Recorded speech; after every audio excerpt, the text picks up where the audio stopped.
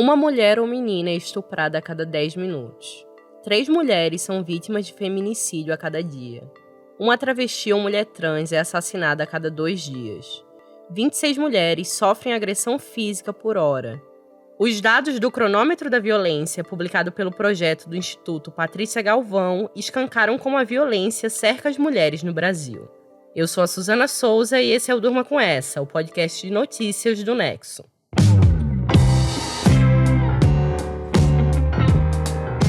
Olá, eu sou a Aline Pellegrini e tô aqui com a Suzana para apresentar esse podcast que vai ao ar de segunda a sexta, todo começo de noite, sempre com notícias que podem continuar a ecoar por aí.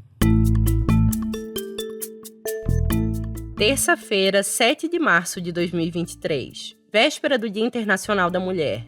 Um dia importante na luta pela igualdade de gênero em todo o planeta. Um dia para escancarar a violência diária sofrida pelas mulheres no Brasil. Um aviso: o episódio de hoje pode conter gatilhos. Vanderlúcia Ferreira de Souza, de 37 anos, assassinada a tiros por um amigo adolescente do filho mais velho depois de uma discussão durante um churrasco na sua própria casa, em Domingos Martins, no Espírito Santo. Glória Licino, de 52 anos, morta com 8 facadas em Taboão da Serra, em São Paulo, pelo vizinho Geraldo Cordeiro, após reclamar do som alto da casa dele. Eduarda de Freitas, de 18 anos, torturada e morta na frente da filha de 2 anos em Santo André, em São Paulo. O autor do crime era seu marido, identificado como Vinícius. Ele ligou para a mãe dela depois do crime falando, abre aspas, vá pegar a sua filha que eu bati nela, fecha aspas. Edi Paula Santos, de 34 anos, agredida e ameaçada de morte pelo seu companheiro, que não teve o nome divulgado, em Pombal, na Paraíba. Ela teve que fugir pelo telhado da casa para registrar uma queixa na delegacia. Wanda Maria de Mello, de 35 anos, moradora de Gravatá, em Pernambuco, forçada a viajar para outra cidade com o ex-marido e assassinada a facadas. Ele, que não teve o nome divulgado, está foragido e é o principal suspeito do crime. Luciana Bonifácio dos Santos, de 51 anos, assassinada com várias facadas em um terreno baldio em Vila Velha, no Espírito Santo.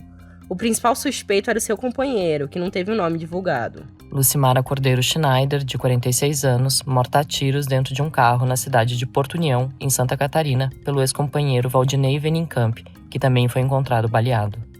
Esses foram alguns dos crimes cometidos contra mulheres nos últimos 5 dias.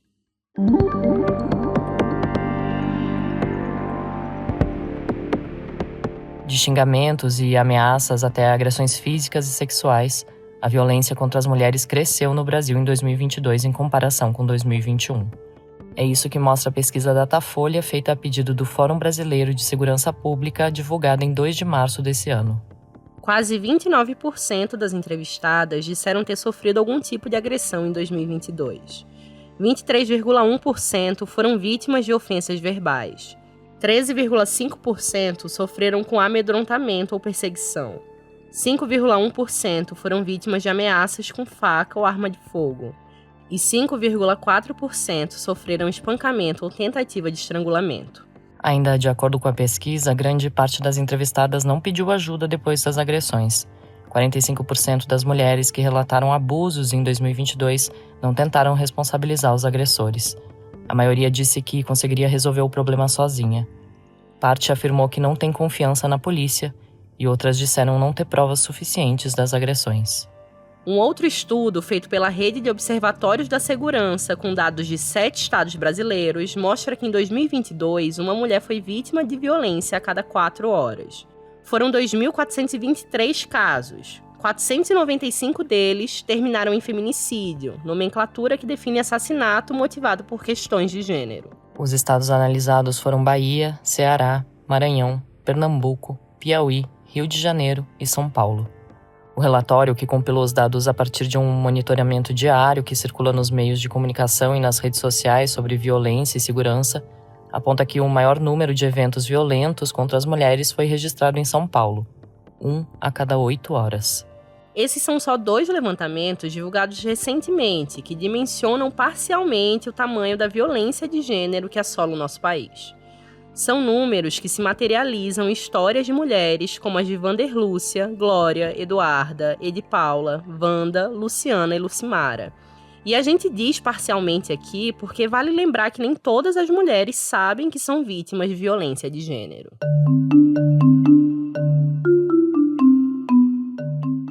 Há um tempo já que eu vivo com ele, todo mundo me conhece, e ele já vem me espancando de toda forma. Hoje arrancou meu cabelo, bateu em mim, me trancou dentro de casa, eu tive que destelhar a casa e pular e correr para a casa de uma amiga.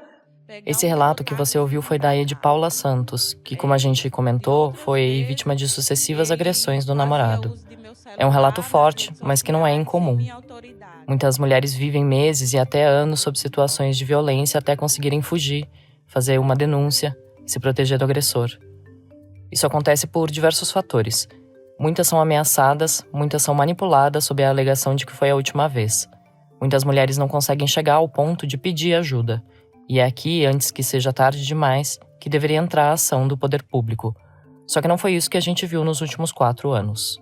As políticas voltadas para o combate à violência contra as mulheres sofreram um desmonte durante o governo Bolsonaro. Nos 4 anos de gestão do ex-presidente, entre 2019 e 2022, o governo federal propôs no orçamento da União 94% menos recursos para as políticas específicas de combate à violência contra a mulher. Isso em comparação com os 4 anos imediatamente anteriores. Entre 2020 e 2023, anos que englobam os projetos de orçamento enviados ao Congresso pelo governo Bolsonaro, foram indicados cerca de 23 milhões de reais para essas políticas específicas. Entre 2016 e 2019, esse valor era de mais de 360 milhões de reais. Esses recursos são usados para fomentar toda a rede de proteção à mulher, que vai desde convênios com organizações locais e prefeituras e até para serviços públicos voltados às mulheres vítimas de violência de modo geral. A denúncia em si é só o primeiro contato da vítima. A mulher precisa ser acolhida pela polícia, em muitos casos levada a tratamentos de saúde e depois encaminhada para assistência social ou judiciário. Além disso, as mulheres precisam ter asseguradas condições de trabalho, formas para não estar mais vulnerável ou dependente do agressor. Tudo isso deve ser alvo de política pública. O que nós vamos retomar é o programa Mulher Viver Sem Violência, a quais um dos carros-chefes é a Casa da Mulher Brasileira.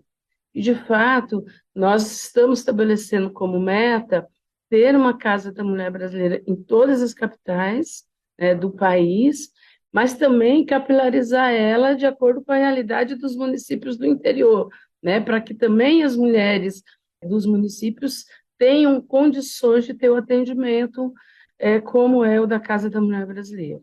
Como é que nós vamos realizar? Primeiro, realizando um bom planejamento orçamentário. Nós herdamos em 2023 um orçamento de 23 milhões do governo anterior. Isso não dá para executar muita coisa, mas nós estamos lutando e buscando recursos em diversos outros lugares. Essa que você ouviu foi a atual ministra da Mulher, Cida Gonçalves, em entrevista ao canal do YouTube da revista Carta Capital. A Casa da Mulher Brasileira, que ela citou, é um espaço de acolhimento especializado no atendimento de mulheres em situação de violência doméstica. Além desses espaços, mulheres podem buscar ajuda pelo número 180 da Central de Atendimento à Mulher, que se propõe a prestar uma escuta e acolhida qualificada às mulheres vítimas de violência.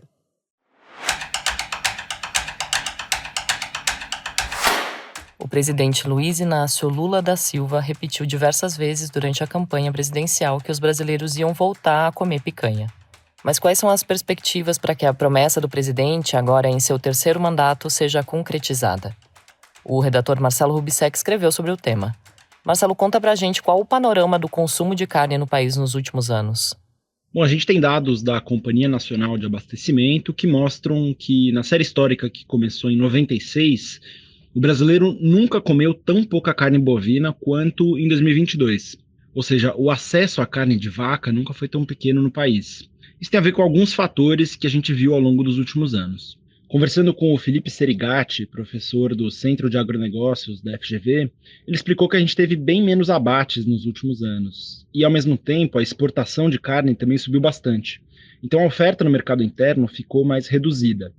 Só que a gente também tem que lembrar que, desde ali meados da década passada, a gente teve 2 crises econômicas muito graves no Brasil. Então, além da oferta menor de carne, os brasileiros também estavam com menos emprego e menos renda. Fora que o preço da carne também subiu muito nesses últimos anos. Então foi um conjunto de fatores que ajudaram a levar a esse consumo menor de carne bovina no Brasil. E Marcelo, qual foi a avaliação do especialista que você ouviu para que esse consumo aumente? Eu falei que o preço da carne bovina subiu nos últimos anos de forma geral, mas se a gente olha só para 2022, a gente vê que, como um todo, as carnes ficaram praticamente estáveis em preço. Então, esse movimento de aumento de preço perdeu força. Em grande medida, isso aconteceu porque a gente teve números maiores de abates no Brasil. Então, a oferta aumentou no mercado brasileiro. Segundo o Felipe Serigati, da FGV, essa queda do preço pode ajudar a aumentar o acesso à carne vermelha.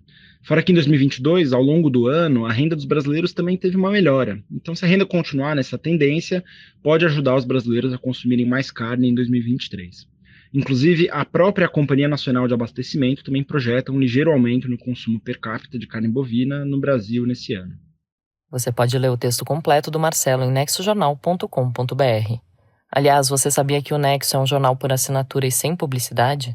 Assinando o Nexo, você apoia o Durma Com Essa e tem acesso a todo o conteúdo do jornal, além de newsletters exclusivas. Uma delas é a Anexo, que chega no seu e-mail logo de manhãzinha, de segunda a sexta, com um resumo de notícias para você ficar por dentro dos principais assuntos do dia. Na descrição desse episódio você encontra um link para se tornar assinante do Nexo com um desconto especial para quem escuta o podcast. Uma pesquisa do Instituto de Estudos para Políticas de Saúde da Universidade de São Paulo concluiu que o principal sistema brasileiro de coleta de dados sobre o estado nutricional e alimentação de crianças e adolescentes tem uma cobertura desigual, o que pode impactar diretamente nas estratégias de combate à desnutrição infantil. O estagiário da redação, Lucas Zacari, escreveu sobre isso para Ponto Futuro, editoria do Nexo, que tem entre os temas de cobertura a infância. Lucas, conta pra gente como o estudo foi desenvolvido e o que ele revela?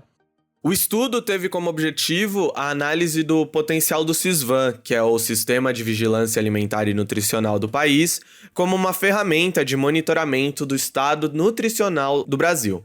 O SISVAN, ele coleta e consolida os dados sobre a situação nutricional e alimentar da população atendida pelos serviços de atenção primária à saúde do SUS. Então, o trabalho buscou responder 3 perguntas. Qual era a taxa de cobertura do SISVAN e quanto ela variou entre 2008, que foi quando o sistema online foi instaurado, até 2021. Também queria saber a cobertura de acordo com as características de cada município e se os resultados do sistema são diferentes das pesquisas amostrais representativas da população. A análise dos dados apresentou 4 resultados principais. Teve, sim, uma crescente na cobertura entre 2008 e 2019, mas a pandemia fez com que essa taxa tivesse uma queda brusca. A cobertura não é homogênea, sendo maior no Nordeste, no Norte e em crianças mais novas, além de existir uma associação sistemática entre as características de determinados municípios e a taxa de cobertura. Os dados do SISVAN também divergem das pesquisas representativas da população geral em relação à situação alimentar de crianças e adolescentes no país. O estudo conclui que os dados do SISVAN são insuficientes para formar uma imagem clara do estado nutricional das crianças e adolescentes no Brasil. O Matias Mergen, o autor principal do trabalho, me disse que isso acontece justamente pelo SISVAN contemplar somente as crianças e adolescentes que passaram pelo SUS. Por isso, seria necessário refinar os instrumentos de vigilância para que a situação alimentar e nutricional fosse melhor traduzida e, com isso, políticas públicas na área serem feitas com mais precisão. Você pode ler o texto completo do Lucas em nexojornal.com.br/Ponto Futuro. Do aumento da violência contra a mulher, passando pelo consumo de carne no Brasil e terminando com os desafios dos dados sobre desnutrição infantil, durma com essa. Com roteiro de Suzana Souza, edição de texto de Aline Pellegrini, participações de Marcelo Rubissec e Lucas Zacari e edição de áudio de Pedro Pastoriz, termina aqui mais um Durma Com Essa. Amanhã tem mais, até!